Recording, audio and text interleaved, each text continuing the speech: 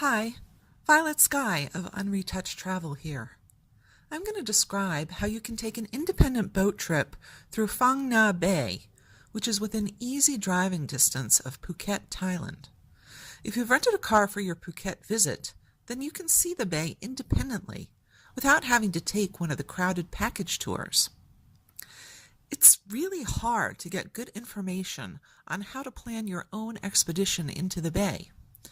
Every tour operator on Phuket wants to sell you a packaged outing that provides bus transport from Phuket to one of the bay's inlets, where you'll board a boat that takes you and everyone else through the same set roster of sites. Because everyone is doing the same thing at the same time, the sites get incredibly crowded, and the experience seems far from special.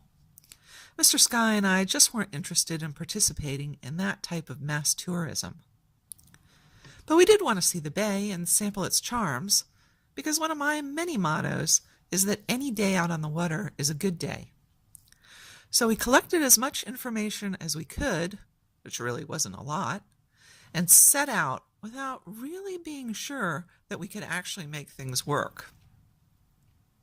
The key to arranging an affordable independent tour is to hire a long-tail boat and driver from the dock across the street from the Ao Phang Nga National Park Visitor Center. Long-tail boats get their name from the extremely long propeller shaft that extends out from the motor and into the water. There are lots of other docks where you can hire a boat, but only the National Park Visitor Center dock has set prices that are established by the park.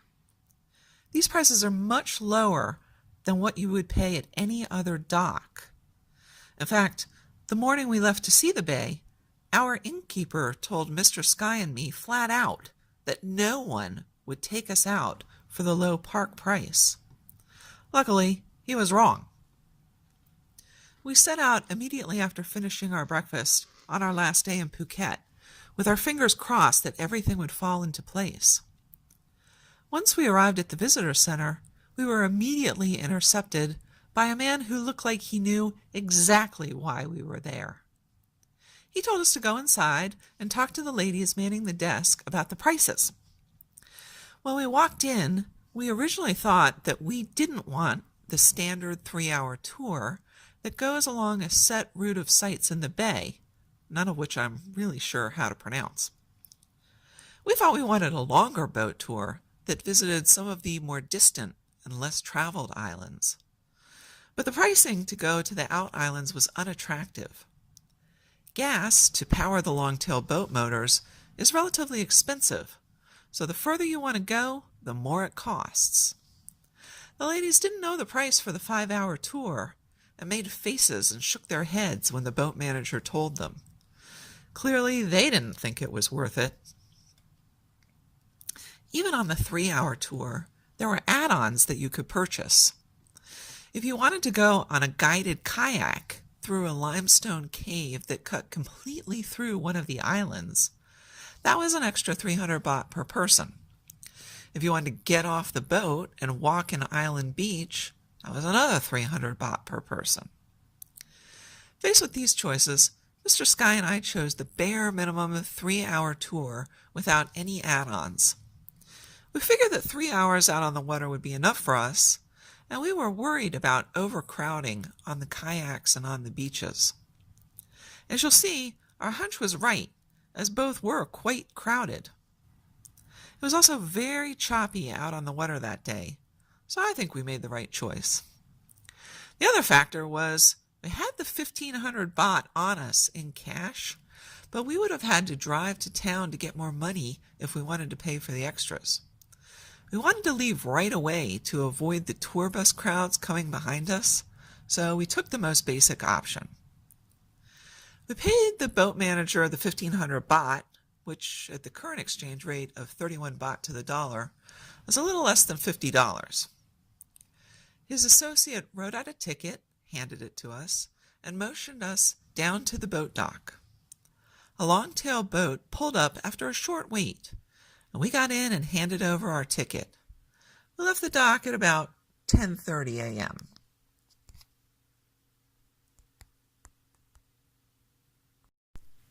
After making our way down the long inlet channel, our first stop was Khao Kien.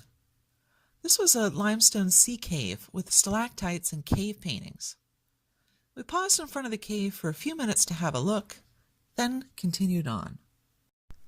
Our next stop was Koh Ta Lu. This is where the sea has eaten completely through a narrow island, allowing you to pass through in a kayak. The sea was filled with tourists and kayaks being paddled by guides. The operation was quite extensive, with at least 4 floating docks available to transfer and load tourists from their boats into their kayaks. Mr. Sky and I have done lots of canoeing and sea kayaking through mangrove swamps, so we didn't feel like we were missing out on anything by passing up this packaged tourist experience. But if you haven't done a lot of sea kayaking and don't mind sharing with lots and lots of strangers, it looked like a pleasant enough activity. From the sea passage, we next headed to Koh Ta Po, otherwise known to English speakers as James Bond Island. It's famous for being the hideout of Bond's nemesis, Francisco Scaramanga, in the 1974 film The Man with the Golden Gun. Of course, I've never seen the movie, so I don't really have any emotional investment in it. But it does look kind of cool to have this skinny spire of an island sticking out of the bay. The classic view of this tiny island, the one you'll see in all the pictures, comes from the beach on the larger island next to it. But we had read that the beaches on the larger island get terribly crowded with all the package tourists. Plus, at 300 baht per person, it would have cost us almost $10 apiece to get off the boat and wander with the crowds. So we were happy enough just to stay on the boat as we circled the larger island.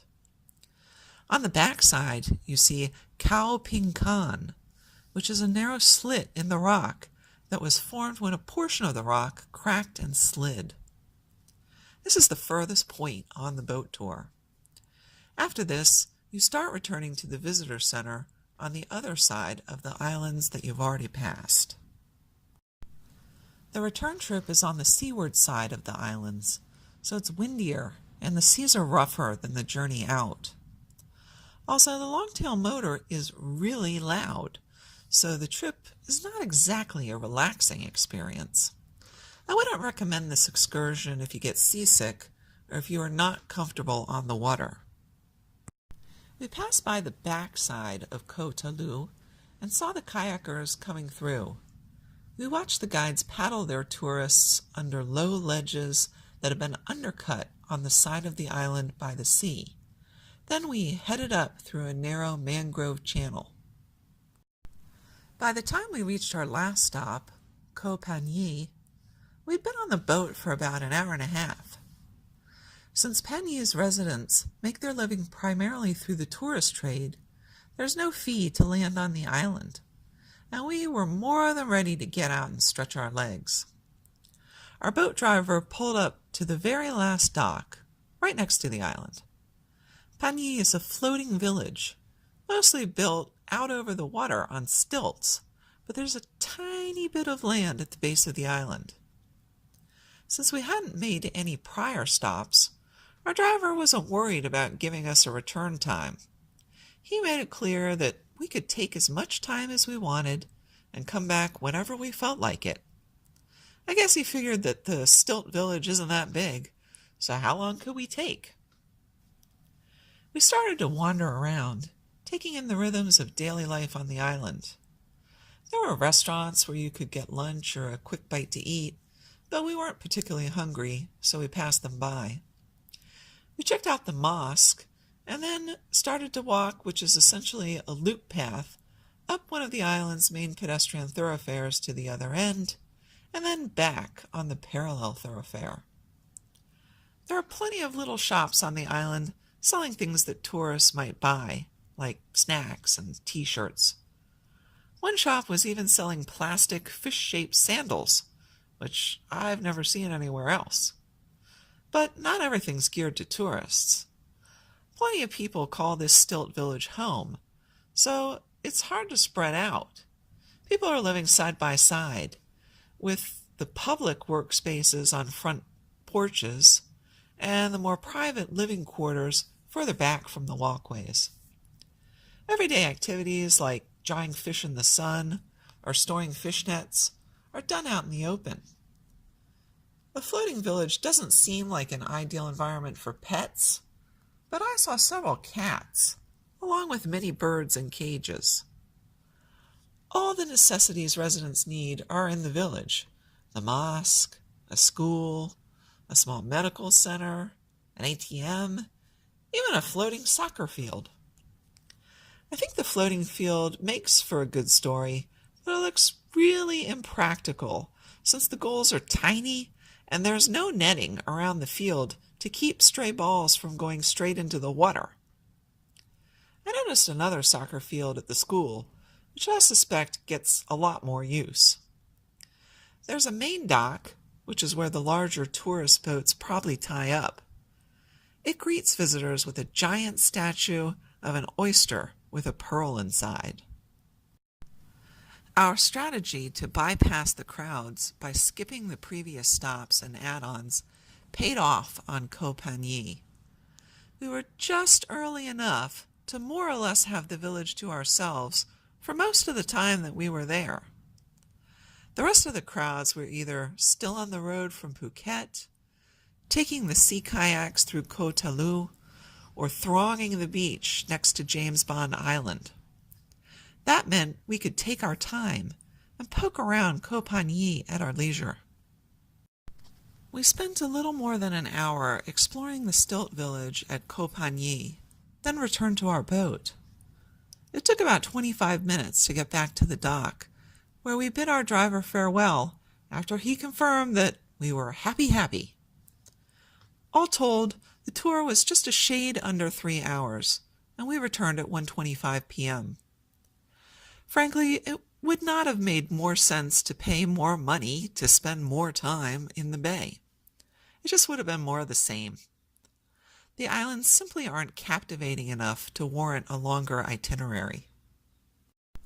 All in all, I would say that independently touring the Phang Nga Bay by longtail boat is a worthwhile activity, particularly because there's not really a great deal to do in the Phuket area other than hang out on the island's famed beaches.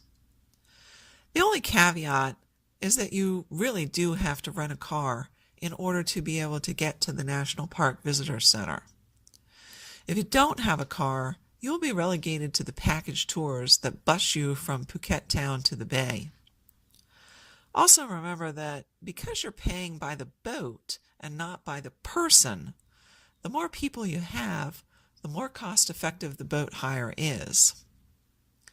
Phang Nga Bay isn't a world-class must-see site, but it's more than pleasant to visit. While the standard 3-hour tour itinerary will put you smack dab in the middle of the beaten path, there's a reason why everybody does the same loop. It's probably the best balance of time invested versus sightseeing. We'll put it this way. I wasn't sorry the trip was over when I got back to the dock, and I wasn't begging for more. If you decide to go, be realistic about what you're getting, which is definitely not an idyllic journey through pristine wilderness. It will be you and hundreds or even thousands of your fellow tourists all trotting the same path.